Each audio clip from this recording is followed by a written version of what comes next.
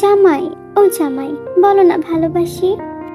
12 বছর বয়সী মেয়েদের মুখে এই ডাক শুনেই জাঙ্কুকের মেজাজ তো তুঙ্গে উঠে গেল। কি একটা মেয়ের সাথে জোর করে বিয়ে দিয়েছে তার পরিবার। ছোট একটা মেয়ে, মাথায় বুদ্ধি শুদ্ধি কিচ্ছু নেই। আর হবেই বা কি করে, বয়সই তো হয়নি।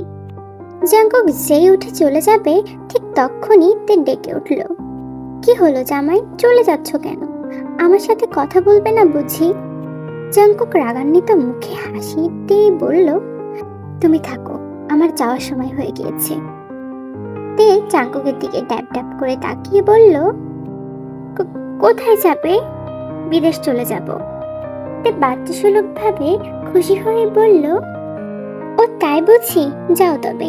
আর মনে করে বিদেশ থেকে আসার সময় আমার জন্য এত চকলেট আনবে। নিয়ে আসবো। জাঙ্কুক চলে যেতে যেতে পেছন ফিরে তীর মুখটা একবার দেখে নিল। এরপর নিজের রুমে এসে রেডি হয়ে নিচে নামলো। বাসার সবাই তার জন্য অপেক্ষা করছিল। জাঙ্কুক নিচে আসতেই সবাই জাঙ্কুকের চোখ মুখ দেখে বুঝে গেল জাঙ্কুক এখনো রেগে আছে। আর রেগে থাকবে নাই বা কেন? জাঙ্কুকের বয়স মাত্র 20 বছর। এখনই কি তার বিয়ের বয়স হয়েছে? সবাই জোর করে জাঙ্কুকের চাচাতো বোন তে, যার কিনা বয়স মাত্র 12 বছর, তার সাথেই বিয়ে পড়িয়ে দিল। ভাবতেই জাঙ্কুকের বুকটা ফেটে চিৎকার আসছে। মনে মনে ঠিক করলো শুধু একবারই বাড়ি থেকে বের হতে পারলেই আর ফিরে আসবে না। জাঙ্কুক কেমন চুপচাপ দেখে জাঙ্কুকের বাবা আরিন বলে উঠল, জাঙ্কুক কি ভাবছো? চলো এবার যাওয়া যাক। চলো। জাঙ্কুক যাওয়ার আগে তার মা জিনের কাছে বিদায় নিল। এরপর সবার থেকে বিদায় নিয়ে চলে গেল। সুগা মানে জাঙ্কুকের বড় ভাই আর তের বড় ভাই ইয়োনো মিলে জাঙ্কুককে এয়ারপোর্টে পৌঁছে দিল। এদিকে সন্ধ্যার আগ মুহূর্তে তের বায়না যে সে জাঙ্কুককে দেখবে সামনে থেকে, জাঙ্কুকের সাথে কথা বলবে। সবাই নানাভাবে তেকে বোঝাচ্ছে, কিন্তু তে তো নাছোড় বান্দা। সে জাঙ্কুকের সাথে কথা বলবে মানে বলবেই। অনেক বোঝানোর পর তেকে একটু শান্ত করা গেল, কিন্তু সে তো বারে বারে বলছে, হায় হায়, আমার জামাইটা আমাকে রেখে চলে গেল। তের মুখে এমন কথা শুনে সবাই হাসবে নাকি কাঁদবে বুঝে উঠতে পারছে না। তে যেই জেদি মেয়ে, তাকে বুঝ দেওয়ার সাধ্য কারণ নেই, শুধুমাত্র তার বাবার ব্যতীত। সবাই তার অপেক্ষায় রইল। কিছুক্ষণ পর তের বাবা জেহুব সাহেব বাড়িতে ফিরলেন। তে দৌড়ে গেল তার বাবার কাছে, কাঁদো কাঁদো স্বরে বলল, বাবা জানো, জাঙ্কুক ভাই আমায় রেখে চলে গিয়েছে অনেক দূরে। আমি এখন কার সাথে কথা বলবো? জাঙ্কুক ভাইয়া চলে গিয়েছে তো কি হয়েছে? তুমি ইয়োনো ভাইয়ের সাথে কথা বলবে।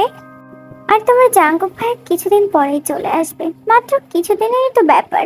আর জাঙ্কুক আসার সময় তোমার জন্য অনেক চকলেট আনবে, আরো নতুন নতুন অনেক কিছু নিয়ে আসবে। সত্যি বলছো বাবা? সত্যি। তে তার বাবার কথায় খুশি হয়ে গেল এবং সে শান্ত হলো। তে চলে যেতেই জেহুব সাহেব এক দীর্ঘ নিঃশ্বাস ফেলে সোফায় বসলো। তার পাশে তার বড় ভাই আরেম বসলো। তারা দুজন দুই ভাই। আরেম সাহেব হচ্ছে বড়, তার স্ত্রী হলেন জিন। অন্যদিকে তের বাবা জেহুব এবং তের মা আয়ো। জাঙ্কুকের সাথে তের বিয়ে পড়ানোর একটাই কারণ, তা হলো জাঙ্কুককে দেশে ফেরানো। জাঙ্কুকের হাবভাব দেখেই বুঝে গিয়েছিল যে জাঙ্কুক বিদেশে নিজের ক্যারিয়ার করে আর বাড়ি ফিরবে না। তাকে ফেরানোর জন্যই এই বিয়ে। আর তাছাড়া তে সবার আদরের, তাই তারাও চান না তে বড় হয়ে অন্য বাড়ির বউ হয়ে যাক। এখন দুজনেরই বয়স খুব কম, কিন্তু বড় হওয়ার সাথে সাথে নিজেরাই সব গুছিয়ে নেবে। আস্তে আস্তে 6টা বছর পার হয়ে গেল। সময় স্রোত কারোর জন্যই অপেক্ষা করে না। তে এখন অনেকটাই বড় হয়ে গিয়েছে। তের মাঝে এখন আর ছোটবেলার বাচ্চা অংশ ভাব নেই। ইন্টার সেকেন্ড ইয়ারে পড়ে, বেশ জেদি আর রাগে। অন্যদিকে তের ভাই ইয়োনু বাবার চাচার সাথে কোম্পানির দেখাশোনা করছে। এতগুলো বছর কেটে গেল, কিন্তু এর মাঝে জাঙ্কুক একটা বাড়ির জন্য বাড়ি ফেরেনি। ফোনে সবার সাথে কথা হয়, কিন্তু তে এই 6 বছরের একটি বারও জাঙ্কুকের সাথে কথা বলেনি। জাঙ্কুক কখনো কথা বলতে ইচ্ছা পোষণ করেনি, ঠিক তেমন তেও কথা বলতে চায়নি। একদিন সন্ধ্যায় ড্রয়িং রুমে তের মা বাবা আর জাঙ্কুকের মা বাবা বসে কথা বলছিলেন, আর অন্যদিকে ইয়োনো আর তে টিভি দেখছিল। জাঙ্কুকের বড় ভাই বেশিরভাগ সময় শহরের বাইরেই থাকে তার স্ত্রী জীবনকে নিয়ে। জাঙ্কুকদের পারিবারিক ব্যবসা যেটা শহরের বাইরে, সেটাই সোগা সামলায়। ওরা সবাই বসেছিল, হঠাৎ ইয়োনোর ফোনটা বেজে উঠল। ইয়োনোর ফোনে আর চোখেতে তাকাতেই দেখলো ফোনের স্ক্রিনে জাঙ্কুকের নাম। তে মুখ ভেঙচি কেটে টিভিতে মনোযোগ দিল। ইয়োনো কল রিসিভ করে বলল, হ্যালো ভাইয়া, কেমন আছো? এই তো ভালো, তুই কেমন আছিস? ভালো। এই বলতেই ইয়োনো জিনের হাতে ফোনটা দিয়ে বলল, বড় আম্মু, তোমার ছেলে কল দিয়েছে। জিন ফোনটা নিয়ে কথা বলতে শুরু করলো, আর এদিকে তের গা পিত্তি চলে উঠছে। সবারই টুকটাক কথা হলো জাঙ্কুকের সাথে। শেষ মুহূর্তে জিন ফোনটাতে সামনে এনে বলল, তে জাঙ্কুকের সাথে কথা বলবি? তে এক শব্দেই বলে উঠল, আমি তোমার ছেলের সাথে কথা বলবো না। তের মা আয়ু পাশ থেকে বলে উঠল, ওভাবে বলছিস কেন, কথা বল। তের মাথায় যেন রক্ত উঠে গেল এমন কথা শুনে। আমি ওনার মতো লোকের সাথে কথা বলার প্রয়োজন মনে করি না। এদিকে ফোনের ওপাশ থেকে জাঙ্কুক সবটা শুনছে, রাগে তার জল শব্দ হয়ে উঠেছে। জাঙ্কুক মনে মনে বলে উঠল, নিজেকে ভাবিটা কি? হ্যাঁ, আমার মতো লোকের সাথে কথা বলতে চায় না বলতে ও আমাকে কি বোঝাতে চাইছে?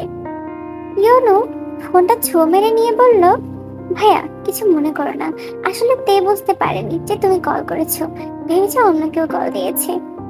পাশ থেকে তে ইয়োনোকে বলল, ভাইয়া কেন শাক দিয়ে মাছ ঢাকতে চাইছো তুমি? আমি জাঙ্কুক ভাইকে এই কথাটা বলেছি, আশা করি উনি শুনেছে। ইয়োনোকে জাঙ্কুক বলল, ওকে আবার বলতে বল কথাটা, আমিও শুনি একবার। ও নিজেকে ভাবেটা কি? হ্যাঁ ভাইয়া, আমি কেন ওনার কথায় নিজের কথা আবার রিপিট করতে যাবো? ওনার বুকের পাটা থাকলে আমার সামনে এসে কথা বলতে বল। ওপাশ থেকে জাঙ্কুকের কথা আসলো না। ইয়োনো বলে উঠলো, ভাইয়া কথা বলছো না যে?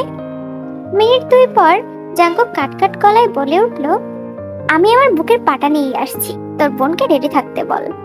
বলেই জাঙ্কুক কলটা কেটে দিল। জাঙ্কুক মনে মনে বলতে লাগলো, তুই যখন আমার বুকের পাটা নিয়ে প্রশ্ন তুলেছিস, আমি নিজের বুকের পাটা নিয়ে তোর সামনে হাজির হব।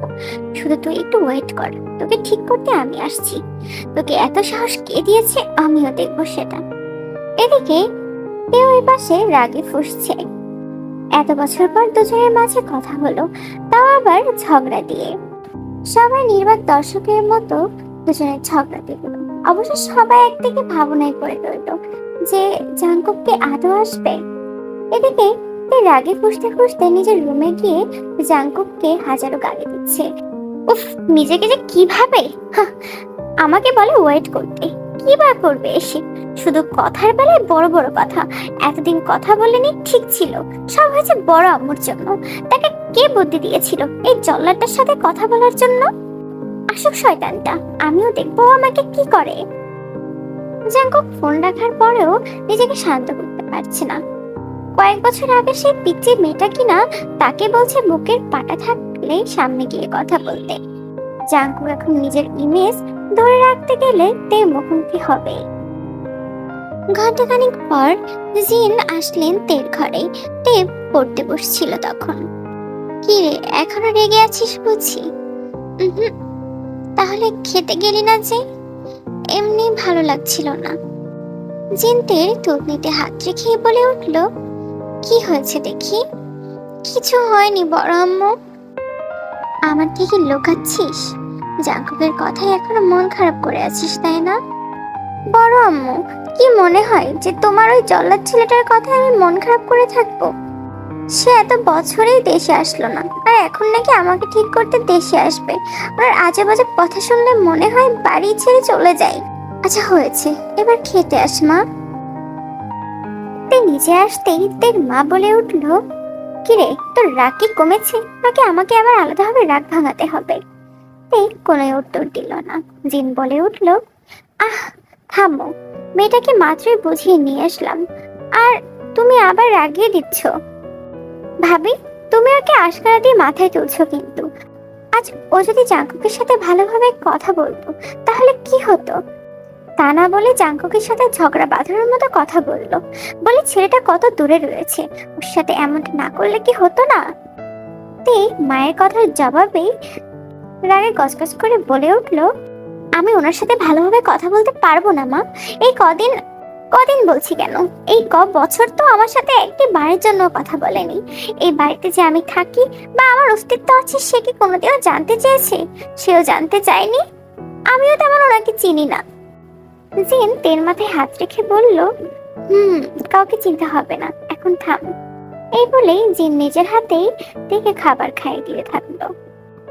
খাবার শেষে তে নিজের রুমে গেল। এখন আর পড়বে না, কালকে সকালে কলেজ, তাই তাড়াতাড়ি ঘুমিয়ে পড়ল। এদিকে তের বড় ভাইও ফোন রেখে ঘুমোতে যাবে, তখনই হঠাৎ মেসেজের টুং আওয়াজে ফোনের দিকে তাকালো। তাকাতেই দেখলো জাঙ্কুকের মেসেজ। মেসেজটা এই ছিল যে, পরশু আসছি। মানে সত্যি? পরের দিন সকালে সবাই নাস্তা করতে বসেছে খাবার টেবিলে। কলেজ ড্রেস পরে একেবারে রেডি হয়ে নামছে সিঁড়ি দিয়ে, সাদা কলেজ ড্রেস, চুলগুলো বেরুনি করা আর কাঁধে ব্যাগ। খাবার টেবিলে বসে কিছু হালকা নাস্তা করে ইউনুর অপেক্ষায় বসে রইল। প্রতিদিন ইউনুই দেখে কলেজে পৌঁছে দেয়, আজও এর ব্যতিক্রম হলো না। ইউনু এসে নাস্তা করে তেকে নিয়ে চলে গেল। কলেজে পৌঁছে দেখলো তার বান্ধবী লিসা দাঁড়িয়ে আছে। কি রে, কেমন আছিস? ভালো, তুই? আজ এত দেরি করে আসলি কেন? এই রাস্তায় একটু দেরি হয়ে গিয়েছে, চল ক্লাসে যাই। তো ক্লাসে চলে গেল। কলেজ ছুটি হওয়ার পর বাড়ির কোনো গাড়ি দেখতে না পেয়েই একাই বাড়ি চলে গেল। বাড়িতে ঢুকতেই এলাহি কারবার। তের মা আর তের চাচি সবকিছু উলট পালট করে গোছগাছ করছে নতুন করে। তে কোনোরকম পাত্তা না দিয়েই সিঁড়ি দিয়ে ওপরে চলে গেল। হঠাৎ তের মা থেকে ডেকে বলল, তে শোন মা, কলেজ ড্রেসটা চেঞ্জ করে একটু আমাদের কাছে হাত লাগা, আমরা দুজনে পেরে উঠছি না। তোমরা হঠাৎ এগুলো এলোমেলো করে নতুন করে গোছাচ্ছ যে, কোনো আত্মীয় আসবে নাকি? তেমন কোনো আত্মীয় আসবে না, এমনি আর কি গোছাচ্ছিলাম। আচ্ছা, আসছি আমি। চলে যাওয়ার পর জিন তের মাকে বলল, ওকে সত্যিটা বললে না যে? ভাবি, তুমিও না। ওকে যদি বলতাম যে জাঙ্কুক আসছে তাই হাতে হাতে কিছু কাজ করে দে, তাহলে ও এখানে আসতে চাইতো নাকি? হ্যাঁ, পরে জানতে পারলে কি করবে ভেবেছিস একবারও? ওই পরেরটা পরে দেখা যাবে, আপাতত এখন ওকে কিছু বলার দরকার নেই। এদিকে তে ড্রেস চেঞ্জ করে নিচে আসলো। তার মা আর বড় আম্মুর সাথে কাজ করতে শুরু করলো। এখনো বুঝিনি যে জাঙ্কুক কাল বাড়ি আসছে। তিনজনের কাজ করতে করতে দুপুর পেরিয়ে বিকেল হয়ে গেল। ইউনু আজ আগেই বাড়ি ফিরলো। বাড়ি ঢুকতেই সবার এত কাজ করা দেখে বুঝে গেল এগুলো সব জাঙ্কুকের জন্যই করা হচ্ছে।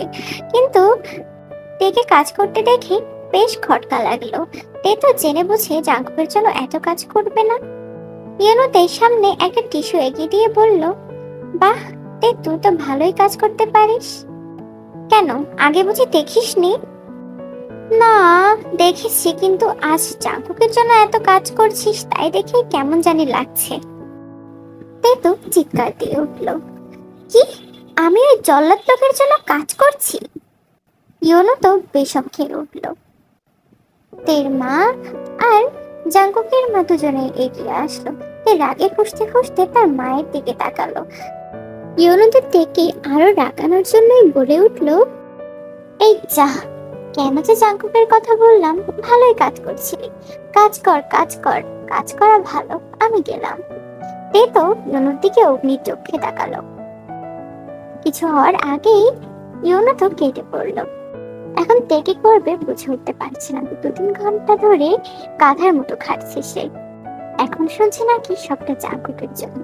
রাগে গটগট করতে করতে নিজের রুমে চলে গেল। তে রুমে এসে গোসল করে বিছানায় বসলো। মনে মনে ঠিক করলো কাল সে বাড়িতেই থাকবে না। জাঙ্কুক আসলে কোনো মতেই তার মুখোমুখি হবে না। আর হলেই বাকি, যে এতগুলো বছরে খোঁজ নেয়নি, তার সামনে গেলেই বাকি, আর না গেলেই বাকি। কিন্তু এত সহজে তো তে কালকে বাড়ি থেকে বের হতে পারবে না। তে একটা দীর্ঘশ্বাস ফেলে তার খালাতো ভাই বগমকে কল দিল। বগম তার থেকে 3 বছরের বড়। একমাত্র বগমই পারবে তাকে এখান থেকে নিয়ে যেতে। 2 থেকে 3 বার রিং হতেই বগম কল রিসিভ করলো। ভাইয়া, বেশি কথা বলবো না, একটাই কথা বলবো যে তুমি কাল আমার নিতে আসবে, এটাই ফাইনাল। কেন, খালামণি বকেছে নাকি? কেউ বকেনি, আমার ইচ্ছে করছে যেতে, তাই যাব। ওকে, সকালে তো আমি যেতে পারবো না, তুই দুপুরে রেডি হয়ে থাকিস, আমি দুপুরের পর পর এসেই তোকে নিয়ে যাব। বগমের কথা শুনে তে একটু স্বস্তি পেল। অবশেষে কাল সে বাড়িতে থাকবে না। তখনই হঠাৎ তের মা তের রুমে আসলো। তে চুপ করে বসে গেল। তের মা তের পাশে বসে তের মাথায় হাত বুলিয়ে দিতে দিতে নরম কণ্ঠে বলল, শোন মা, মেয়েদের বিয়ে একবারই হয়, ঠিক তেমন জাঙ্কুকের সাথেও তোর বিয়ে হয়েছে। আমার বলতেও কেমন যেন অস্বস্তি লাগছে। তোদের যদি সম্পর্ক ভালো করার ইচ্ছা হয় ভালো করিস, আর যদি সম্পর্ক ভেঙে ফেলবি তাহলে তাই, তোদের আটকাবো না। কিন্তু তোকে একটা কথা রাখতে হবে, সেটা হলো জাঙ্কুক বাড়িতে আসলে ওর সাথে ভালোভাবে কথা বলিস। আমি কাল বাইরে থাকবো না মা। কেন, কোথায় যাবি? খালামণির কাছে যাব। কাল জাঙ্কুক আসছে আর তুই বাইরে থাকবি না? উফ, তোমাদের জাঙ্কুক আসছে, তোমরা থাকো না তোমাদের জাঙ্কুককে নিয়ে, আমাকে কেন টানছো? কই, সে তো এত বছর আমার খোঁজ নেওয়ার প্রয়োজন বোধ করেনি, তাহলে আমি কেন শুধু শুধু ওনার সামনে যাব? কিন্তু তুই কাল বাড়িতে না থাকলে সবাই কি ভাববে? হঠাৎ সেখানে জাঙ্কুকের মা এসে বলল, কেউ কিচ্ছু ভাববে না, তুই ওকে যেতে দে, কয়টা দিন ওখানে থেকে আসুক, তারপরে চলে আসবে। কিন্তু জাঙ্কুক যদি এসে দেখে তে নাই, তাহলে কি ভাববে ভাবি? কিচ্ছু ভাববে না, তুই বেকার বেকার চিন্তা করছিস। যেটা চাইছি সেটা ওকে করতে দে। বড় আম্মু, ইউ আর দ্য বেস্ট,